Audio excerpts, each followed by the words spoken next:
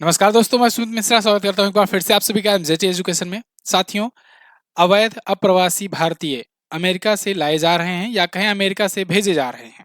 18,000 से ज्यादा अवैध अप्रवासी भारतीय अमेरिका में रहते थे, इलीगल इमिग्रेंट रहते थे, उनको भेजा जाएगा। लेकिन ये भेजने का जो तरीका है ना, ये बड़ा अजीब सा है। आप अगर इमेजेस देखोगे तो बेड़ियां बंधी हुई हैं, हाथ में हथकड़ियां लगी हुई हैं, उसके बाद उनको सैन्य विमान से, सेना के विमान से भेजा जा रहा है। मतलब ऐसे जैसे किसी अपराधी को, किसी बहुत बड़े क्रिमिनल को भेजा जाता हो। इस प्रकार से वहां के अवैध अप्रवासी जो भारतीय हैं, उनको भेजा जा रहा है। और भारतीय भारतीय अधिकारी इनको खुशी खुशी रिसीव भी कर रहे हैं। तो अभी पहला विमान आया C-17 ग्लोब मास्टर से। देखो, कई तरीके होते हैं। एक देश से दूसरे देश के नागरिकों को भेजने के कई तरीके होते हैं। कभी कभी चार्टर्ड फ्लाइट की जाती है, नॉर्मल फ्लाइट, पैसेंजर फ्लाइट की जाती है। लेकिन सैन्य विमान वगैरह तब यूज किया जाता है जब बस ऐसे भूसा जैसे भर करके भेजना हो, फेंकना हो, या कहीं से इमरजेंसी में निकालना हो। आपने देखा भी होगा, जैसे जब अफगानिस्तान से जब वहां पर अमेरिकी सेना भागी थी छोड़ करके, या फिर किसी और देश से जब किसी को निकालना रहता था और बहुत जल्दी में निकालना रहता था, तब सैन्य विमान यूज किए जाते थे और जल्दी जल्दी निकालने के लिए ऐसा होता था। लेकिन कुछ इस प्रकार से यहाँ पर चीजें भेजी जा रही है जो बहुत ज्यादा सवाल उठा रही है। वर्तमान में भारत में जो विपक्ष में है, कांग्रेस पार्टी, उन्होंने भी सवाल उठाया हुआ है कि इस प्रकार से ये ह्यूमिलिएशन किया जा रहा है, ये ठीक नहीं है जो पिक्चर्स आ रही हैं इंडियन इमिग्रेंट्स की। खैर, आज इस पर हम लोग चर्चा करेंगे कि ये क्यों भेजे जा रहे हैं और क्या संख्या है, अभी कितने और आएंगे, कहाँ कहाँ से आ रहे हैं, और आगे क्या होने वाला है। क्या जो लोग वहां पर जॉब कर रहे हैं, नौकरी पेशा कर रहे हैं, क्या उन लोग को भी भेजा जा रहा है, क्या उनकी नौकरी चली जाएगी, या जो लोग स्टूडेंट पढ़ रहे हैं क्या उनको भी भेजा जाएगा। सब आज की वीडियो में जानेंगे। तो चलिए शुरुआत करते हैं। सबसे पहले देखिए, ये इलीगल इमिग्रेंट का मुद्दा बहुत बड़ा मुद्दा था। डोनाल्ड ट्रंप जब प्रचार कर रहे थे चुनाव का, तो प्रचार के दौरान इन्होंने इस मुद्दे को बहुत जोर शोर से उठाया था। इलीगल इमिग्रेंट समझिए पहले क्या होता है, उसके बाद आपको ये अच्छे से समझ में आएगा। देखो, किसी भी देश में, खास करके जो विकसित देश होते हैं, तो हर एक जो विदेश जाना चाहते हैं उनका सपना होता है कि भाई अगर विदेश जाना ही है तो थोड़ा अच्छी कंट्री में जाएं। और अगर वो अपनी कंट्री में कुछ अच्छा नहीं कर पा रहे हैं या फिर अपना फ्यूचर सुधारना चाह रहे हैं अपने बच्चों का, अगली आने वाली पीढ़ियों का, तो वो चाहते हैं कि किसी ऐसे देश में जा करके सेटल हो जाएं। आने वाले कुछ दिनों में थोड़ा संघर्ष करना रहेगा, उसके बाद सेटल हो जाएं, जिससे हमारी आने वाली पीढ़ी का जिंदगी सुधर जाए। तो ऐसे में लोग विदेश की तरफ भागते हैं। लेकिन विदेश जाने के लिए भी कुछ नियम और कुछ शर्तें होती हैं। सब वो क्राइटेरिया नहीं पूरा कर पा रहे होते हैं, तब वो कैसे जाएं। जाना तो है भाई बाहर, क्योंकि इस देश में भी अपना कुछ नहीं है, वहां पर भी अपना कुछ नहीं है, तो क्यों ना वहां से शुरुआत की जाए जिससे बेटर लाइफ हो जाए। तो वो क्या करते हैं, वो डंकी रूट अपनाते हैं। डंकी रूट क्या होता है, इसके लिए एक मूवी अभी रिसेंटली आई थी जिसमें इस मुद्दे को बहुत अच्छे से दिखाया गया था। डंकी रूट क्या होता है कि इलीगल तरीके से इधर उधर कई देशों की सीमाओं को पार करते हुए अवैध तरीके से किसी न किसी तरीके से अपने मुकाम तक, मुकाम वाले कंट्री तक पहुंच जाना, बिना किसी वीजा सिस्टम के, बिना किसी पासपोर्ट सिस्टम के। तो वो जिन जिन तरीकों से, जिन जिन रास्तों से जाते हैं, उन्हें कहते हैं डंकी रूट, और इस प्रक्रिया को कहते हैं डंकी। डंकी मार करके पहुंच गए। तो अब देखो, डंकी मार करके एक दो, अगर 1,000 2,000 आ जाते हैं तब भी मान लो पता न चलता। लेकिन अगर क्या हो, जब मैं बताऊं आपसे कि करोड़ों करोड़ों की संख्या में अमेरिका में पहुंच जाते हैं डंकी रूट से, और अवैध तरीके से वहां जाकर रहने लगते हैं। अब इनके रहने से दिक्कत क्या होती है? दिक्कत ये होती है कि मान लीजिए, जो अब बहुत हाई स्किल वाला जॉब तो नहीं पाएंगे, क्योंकि हाई स्किल वाली जॉब होती है तो वो सही तरीके से आते, तो ये लेबर वाला या कोई ऐसे जो बेसिक, जो छोटा मोटा जॉब होता है, ये करते हैं। लेकिन ये करने के लिए, क्योंकि इनके पास कुछ रहता नहीं है खुद के पास, तो ये किसी भी प्राइस पर करने के लिए तैयार हो जाते हैं कि भाई हमें कुछ भी दो, हमें काम दे दो, हम किसी भी रेट पर करने को तैयार हैं। अब इससे दिक्कत क्या होती है? इससे जो वहां के मूल निवासी हैं उनको प्रॉब्लम होने लगती है, क्योंकि उनको जॉब नहीं मिलती। क्योंकि भाई उनके पास बेसिक चीजें हैं, तो उनको एक निश्चित न्यूनतम इनकम चाहिए होती है कि भाई इतना मिनिमम सैलरी मिले तब हम काम करें। लेकिन जो एम्प्लॉयर होता है, उसके अगर प्रोस्पेक्टिव से देखा जाए, तो उसे तो चाहिए भाई कम से कम दाम में ज्यादा ज्यादा काम करा लें अपना। तो वो क्या करते हैं, वो इन लोगों में से किसी को दे देते हैं जॉब।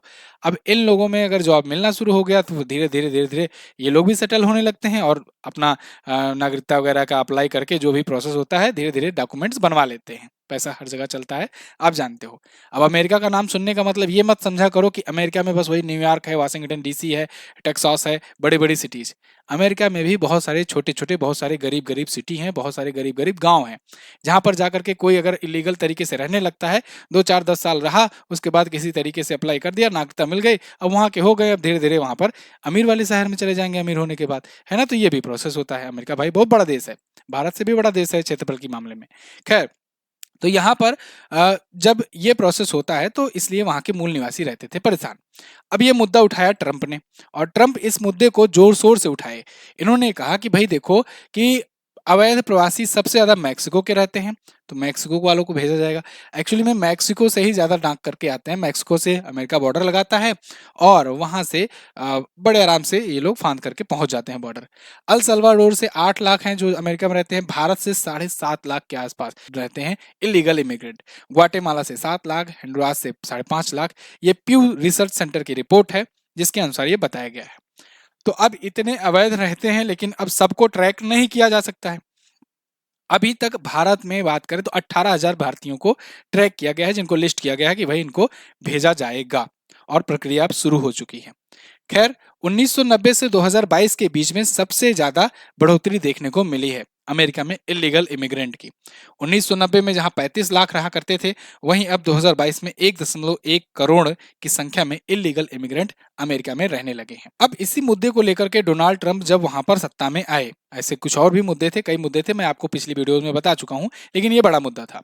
इस मुद्दे को लेकर के जब वो सत्ता में आए तो पहले ही दिन इन्होंने लिंकन रिले एक्ट पर साइन कर दिया। लिंकन रिले एक्ट जो था ये इसी से रिलेटेड था। ये बेसिकली फेडरल अधिकारियों के तहत उन अवैध प्रवासियों को हिरासत में लेकर डिपोर्ट करने का अधिकार देता है, लिंकन रिले एक्ट। तो इस पर सबसे पहले उन्होंने साइन किया और इन्होंने कहा कि पहली फुर्सत में हम सबसे पहले अवैध अप्रवासियों को निकालेंगे यहाँ से। तो 15 लाख ऐसे अप्रवासियों की लिस्ट तैयार की गई, जिसमें 18,000 भारतीय हैं, और इनकी प्रक्रिया अब शुरू कर दी गई है। और इनको भेजने का जो तरीका है वो बड़ा दुनिया को ऑकवर्ड लग रहा है कि भाई ये सैन्य विमान से भेज रहे हैं। और तो और अभी जो पहला C-17 ग्लोब मास्टर आया हुआ है ना, पहली फ्लाइट आई हुई है ना, उसमें 104 लोगों को भेजा गया है, और 104 लोगों के लिए सिर्फ एक टॉयलेट की व्यवस्था थी उसमें। और पता है कितने घंटे का सफर था? 35 घंटे का सफर था। 35 घंटे की फ्लाइट में सिर्फ एक टॉयलेट, आप अंदाजा लगा करके देखो। 35 घंटे का सफर करना है 104 लोगों को, और सिर्फ एक टॉयलेट है, और हाथ में बेड़ियां लगी हुई हैं, पैरों में जंजीर लगी हुई हैं। क्या स्थिति, क्या दशा में करके इनको भेजा जा रहा है। कुछ इस प्रकार से फोटोज आ रही हैं जिसको लेकर के लोग सवाल खड़े कर रहे हैं कि लाइन में लगा करके कुछ इस प्रकार से भरा जा रहा है, भेजा जा रहा है अमेरिका से।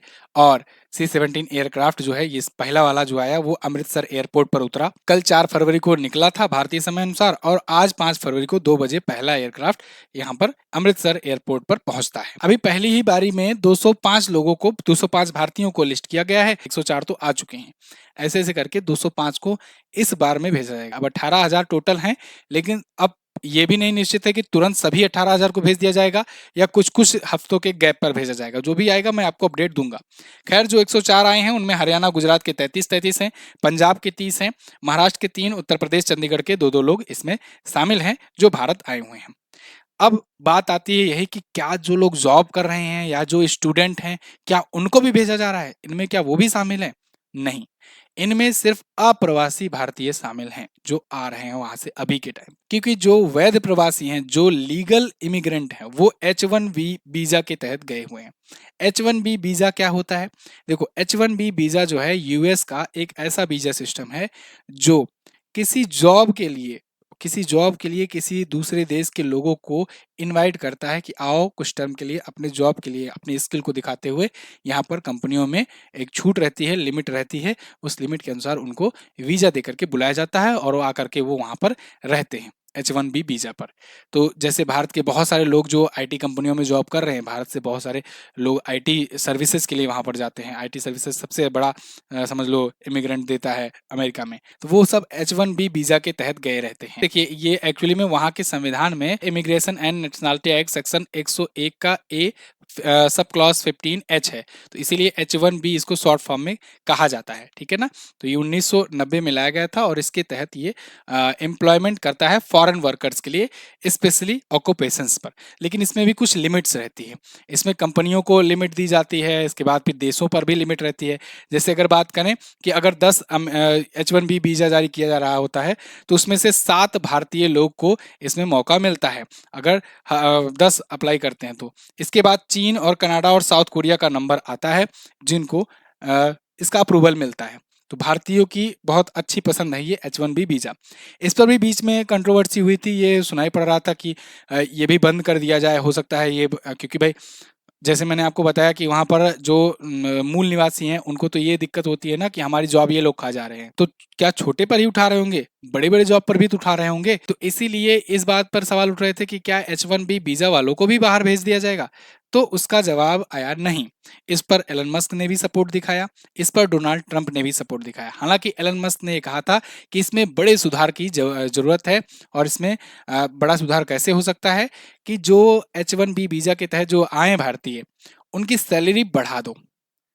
ऐसा कैसे? सैलरी बढ़ा दो तो मतलब ये तो सपोर्ट में बात कर रहे हैं। नहीं, एक्चुअली में इसमें कैच है, रियल कैच तो ऐसे ही है। देखो, अगर मान लो इनकी जैसे सैलरी है 7, जो H1B वीजा के तहत आते हैं, और जो वहाँ मूल निवासी हैं उनको मिल रही मान लो 11, ठीक है? इसको आगे कुछ भी लगा सकते हो, करोड़, लाख, जो भी लगाना हो।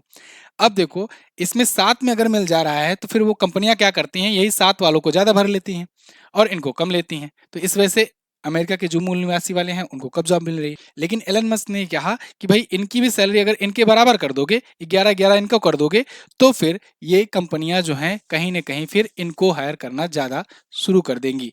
क्योंकि उनको भी चाहिए कि अपने देश वाले हों। तो इसीलिए इन्होंने कहा H1B वीज़ा सही तो है, ये सिस्टम सही तो है, लेकिन बस इसमें थोड़ा-सा सुधार करने की ज़रूरत है।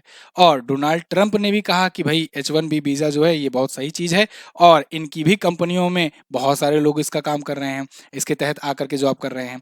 खैर, अगर आप आज के टाइम पर देखोगे तो दुनिया की जो भी बड़ी-बड़ी कंपनियाँ हैं, उसमें भारतीय मूल के वहाँ पर सीईओ आपको दिख जाएँगे। चाहे वो सुंदर पिचाई हों, गूगल और अल्फाबेट के, चाहे वो सत्या नडेला हों, माइक्रोसॉफ्ट के, चाहे वो नील मोहन हो, यूट्यूब के सीईओ, चाहे अल्बर्टसन, फ्लेक्स, ऐसे बहुत सारे, एडोबी, इन सब के भी सीईओ आपको भारतीय मूल के देखने को मिल जाएंगे। और ये तो मैं टॉप पोस्ट की बात कर रहा हूँ। सोचो उस कंपनी में बाकी की पोस्ट पर कितने भारतीय भरे होंगे। तो फिलहाल अभी H1B वीजा पर कोई भी चेंजेस का अपडेट नहीं है। अगर कोई अपडेट आता है तो मैं आपको बताऊंगा। तो इसका मतलब ये हुआ कि जो लोग वहाँ जॉब कर रहे हैं, जो लोग प्रॉपर तरीके से, लीगल तरीके से गए हुए हैं, उनको कोई समस्या नहीं है। जो इलीगल रूप से छिप करके रहते थे वहाँ पर, उनको वहाँ पर हटाया जा रहा है, क्योंकि इनका मानना है ये है कि वो आपराधिक गतिविधियों में शामिल हो जाते थे। क्योंकि उनको अगर जब नॉर्मली जॉब नहीं मिलती थी, तो वो जीवन यापन करने के लिए कभी चोरी करते, कभी क्राइम करते, कभी इलीगल एक्टिविटीज करते थे। इसीलिए उनको डिपोर्ट किया जा रहा है, और इसीलिए उनको इस तरीके से हथकड़ियां बांध करके डिपोर्ट किया जा रहा है, जिससे एक संदेश भी जाए, एक मैसेज भी जाए कि इलीगल तरीके से आओगे तो बेइज्जत करके यहाँ से भेजे जाओगे। खैर, इस पर कोई भी अपडेट आता है तो मैं आपको अपडेट करूंगा। चैनल को सब्सक्राइब करके रखिए। ब्रह्मास्त्र करंट अफेयर का वार्षिकांक, इसको आप परचेज कर सकते हैं। ये बुक आपको हाईएस्ट पॉजिटिव रेटिंग के साथ अमेजोन और फ्लिपकार्ट पर मिल जाएगी। आप इस समय जो भी लॉन्च हुई है बुक ना, उनका जाकर रिव्यूज पढ़ो। जो भी किताब है, किसी का भी रिव्यूज पढ़ोगे, पता ही लग जाएगा लोगों में कितना कितना एरर आ रहा है। बस जल्दबाजी के चक्कर में लोग लॉन्च कर देते हैं। ये एरर फ्री कंटेंट है। अगर आप चाहते हो 2025 में करंट अफेयर में मजबूती आए, समझ में आए, इसको आसान भाषा में चीजें मिल जाए और प्रॉपर तरीके से पूरा कवरेज मिल जाए, तो आप वार्षिकांक इसका लीजिए, ब्रह्मास्त्र करंट अफेयर एमजेटी एजुकेशन का। हमारी पुस्तक 4 साल से लगातार लॉन्च हो रही वार्षिकांक सीरीज ब्रह्मास्त्र की। तो इस पुस्तक में जबरदस्त कंटेंट है, आप जाकर के एक बार परचेज करके देखो, रिव्यू वगैरह भी पढ़ लेना, जिससे आपको थोड़ा सा आइडिया भी लग जाए। Thank you so much. Link description में दिया गया है। मिलते हैं अगली वीडियो में, तब तक के लिए नमस्कार, जय हिंद, वंदे मातरम।